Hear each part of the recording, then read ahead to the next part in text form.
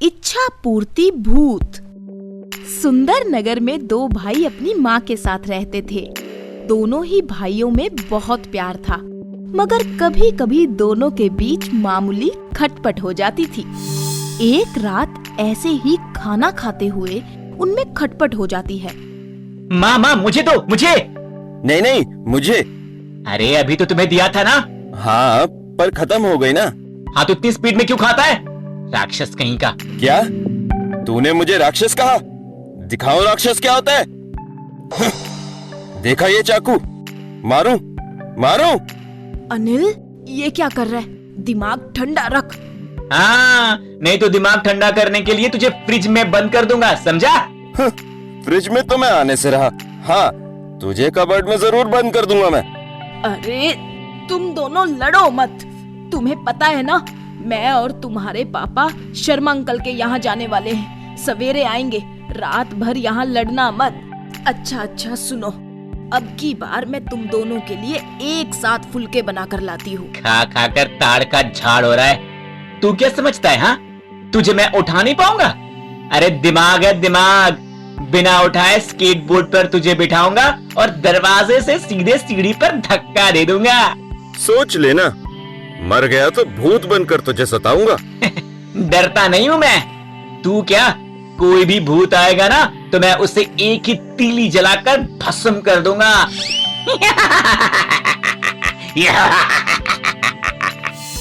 इस तरह हल्की फुल्की सी खटपट के बाद दोनों भाई खाकर अपने कमरे में सो जाते हैं।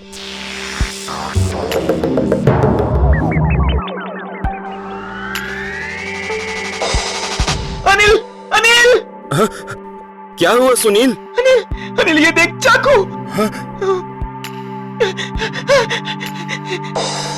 सुनील भाग! अनिल, वो चाकू वहां कैसे आया? पता नहीं। सुनील!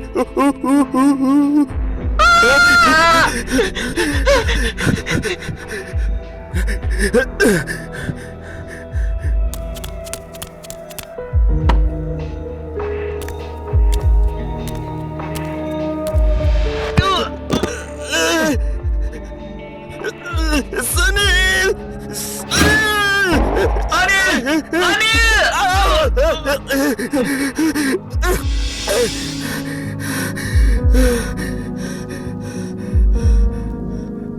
अनिल, आ जाओ, आ जाओ। तुम्हारा दिमाग ठंडा हो जाएगा। आ जाओ, आ जाओ। ये कौन बोल रहा है? ये मैं बोल रहा हूँ। आओ अनिल। अरे ये चाकू! अनिल, मुझे बहुत डर लग रहा है। अनिल, अनिल!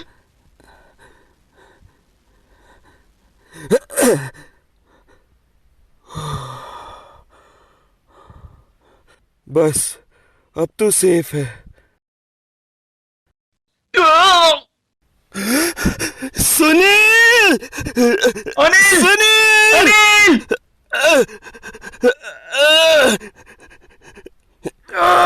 बचाओ! बचाओ! सुनील!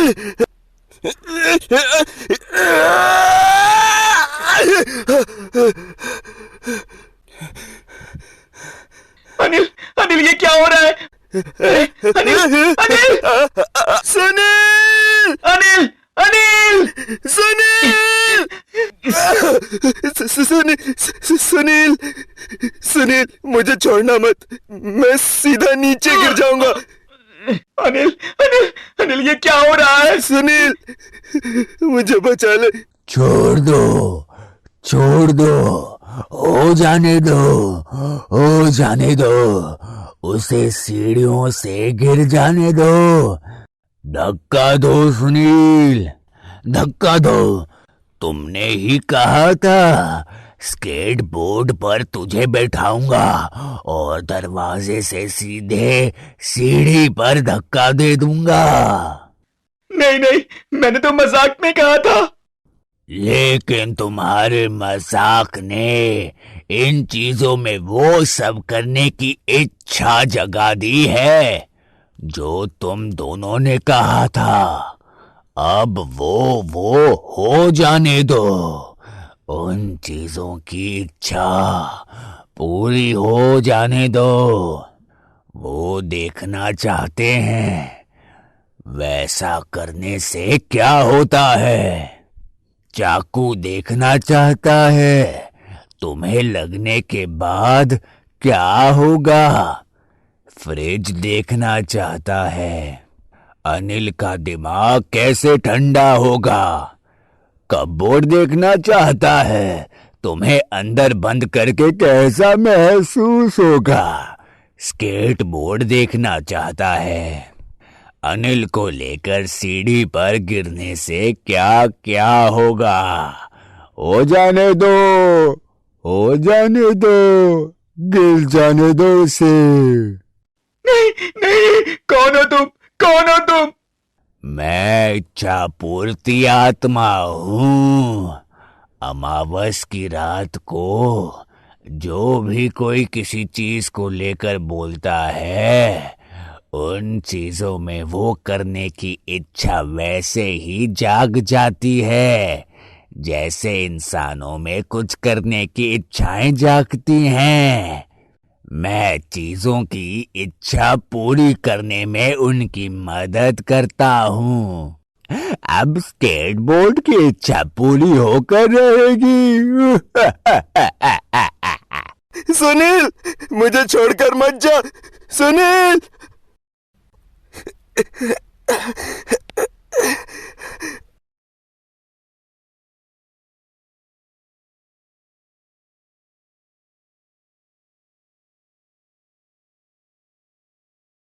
सुनील, ये क्या था?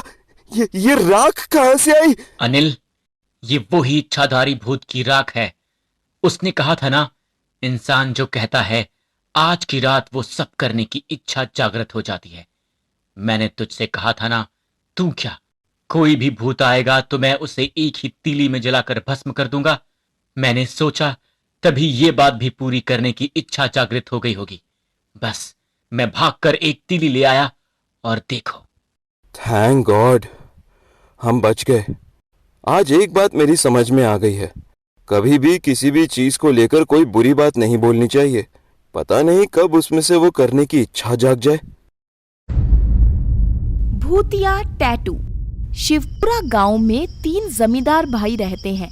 उनमें से एक भाई रघुवीर अपने घर पर आराम से सो रहा है कि आधी रात को अचानक एक अजीबोगरीब घटना हो जाती है।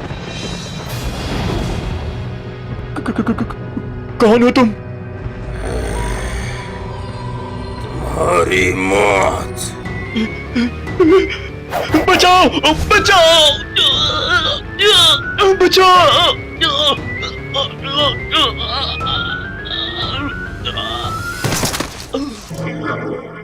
दूसरे दिन जमींदार के सबसे छोटे भाई की मौत से पूरे गांव में हंगामा हो जाता है।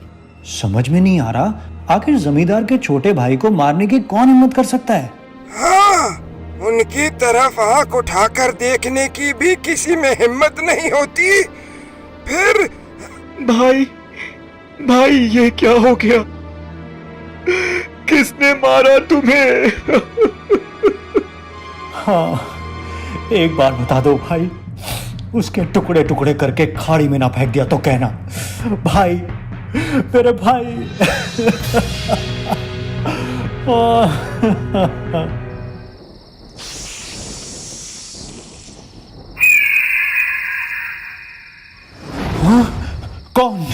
कौन हो तुम?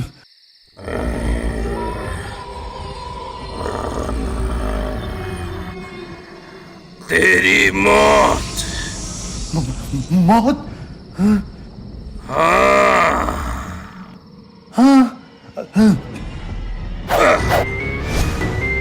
मौत को मौत देने की गलती कर रहा है।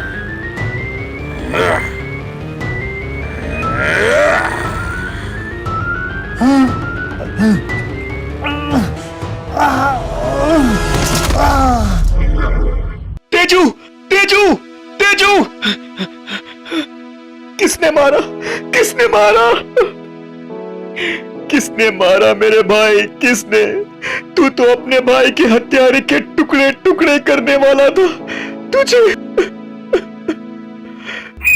कागज के टुकड़े, भोला का पेपर। हाँ, भोला के? जमींदार जी, ये आपने अपने हाथ पर भोला कब लिखवाया? भोला? ये लिखवाने की आदत तो रघुवीर की थी। वो जब भी जिसकी जमीन अपने नाम करता, उसका नाम अपनी बॉडी पर लिखवा लेता था। वही तो, फिर आपके हाथ पर कैसे लिख गया? वो भी लाल अक्षर में। रघुवीर भाई तो सारे नाम काले अक्षर में ही लिखवाते थे। तो ये लाल अक्षर में कैसे? वो भी मेरे हाथ पर। मैंने तो कभी नहीं लिखवाया। मुझे तो वैसे भी अपने शरीर पर ये सब लिखवाने और बनवाने से नफरत है। जमींदार जी, यहाँ पड़े कागज के टुकड़े पर भोला का नाम, आपके हाथ पर भी भोला का नाम। कहीं इन सब के पीछे भोला का हाथ तो नहीं? अरे भोला का हाथ कैसे हो सकता है? उसे तो हम मार कर खाड़ी में फेंक चुके हैं। उस टैटू बनाने वाले का हाथ हो सकता है। जाओ जाओ और उसे अभी के अभी पकड़ कर लाओ। जमींदार के इतना कहते ही दोनों आदमी जाते हैं और टैटू बनाने वाले को खींचते हुए उनके सामने ला खड़ा करते हैं। छोड़ो मुझे, छोड़ो छोड़ो। अरे मेरी गलती क्या है? जमींदार साहब, जमींदार साहब। ये टैटू किसने बनाया? बोलो। मैंने नहीं बनाया जमींदार साहब। झूठ बोला तो तुझे भी मारकर खाई में फेंक दूंगा। तू ही तो बनाता था रघुवीर के पूरे बदन पर टैटू। हाँ, ये भी रघुवीर के बदन पर बनाया था। आपके बदन पर कैसे आया? वो तो तू बताएगा। भाई की पूरी बॉडी पर ब्लैक टैटू से नाम लिखा है, फिर ये एक नाम लाल से क्यों है? जमींदार साहब, वो कुछ। अगर कुछ भी झूठ बोला तो समय से पहले तेरा अंतिम समय आ जाएगा, समझा? चल बता। वो आप तो जानते हो जमींदार साहब, रघुवीर भाई बड़े जिद्दी थे। जब भी वो अपने बदन पर किसी का नाम लिखवाना चाहते, तुरंत नहीं लिखा तो वो हाथ पैर तोड़ देते थे। जब रघु भाई ने भोला का नाम लिखवाने को बुलाया तो मैं डर गया। मेरे पास टैटू मशीन की इंक नहीं थी, शहर जाकर लाने का भी टाइम नहीं था। मैं आ ही रहा था कि मैंने देखा एक पेड़ पर से लाल रंग टपक रहा था। मैंने उसे मशीन में भर लिया। भरने के बाद मैंने देखा वो भोला की लाश थी। क्या? हाँ जमींदार साहब, रघु भाई को बताने की हिम्मत नहीं थी। मैंने उसी लाल खून से उनके हाथ पर टैटू बना दिया। अरे पर मेरे हाथ पर ये टैटू? अरे टैटू कहाँ गया?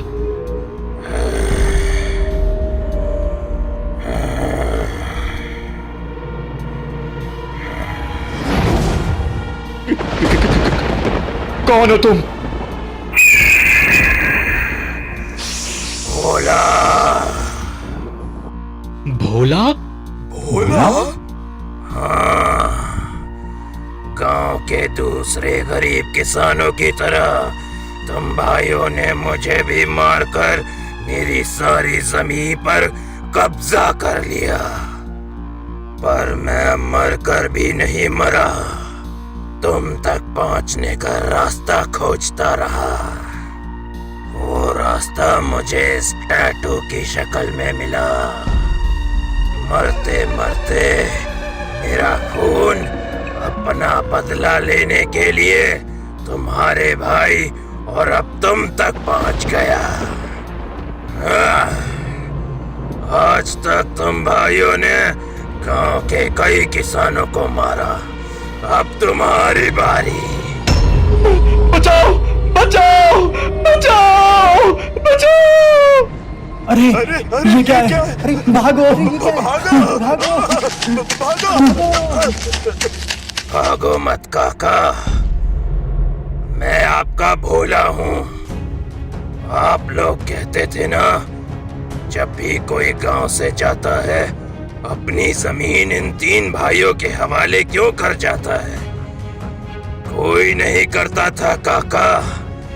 ये भाई ही जिसकी जमीन पर कब्जा करना चाहते थे, उसे मारकर खाई में फेंक देते थे और उसकी जमीन पर कब्जा करके हम भोले भाले लोगों को बता दिया करते थे कि वो जमीन हमारे नाम करके गांव छोड़ गया है। क्या? हाँ, बता मुझे बचा लो काका, मुझे बचा लो। मैं पूरे गांव की जमीन वापस कर दूंगा, कुछ भी अपने पास नहीं रखूंगा, पर मुझे बचा लो, मुझे बचा लो काका। भोला बेटे, हाथ जोड़ने की जरूरत नहीं है काका। मैं आप लोगों को इंसाफ दिलाने ही आया हूँ, वरना कुछ दिनों बाद आप लोगों की जमीनें भी इसकी हो जाती। जब तक ये सबकी जमीनें वापस नहीं करेगा, मैं इसके साथ रहूंगा। जमींदार साहेब, अब कोई भी उपाय कर लो, आप इससे उसी उपाय से बच सकते हैं जो आपने खुद अपने मुंह से भोला के सामने कहा है। हाँ काका, आज एक बात मेरी समझ में आ गई है कि बुरे काम करने वालों को सजा दिलाने में इंसान का शरीर भले हार जाए, पर आत्मा उसे सजा देकर ही रहती है।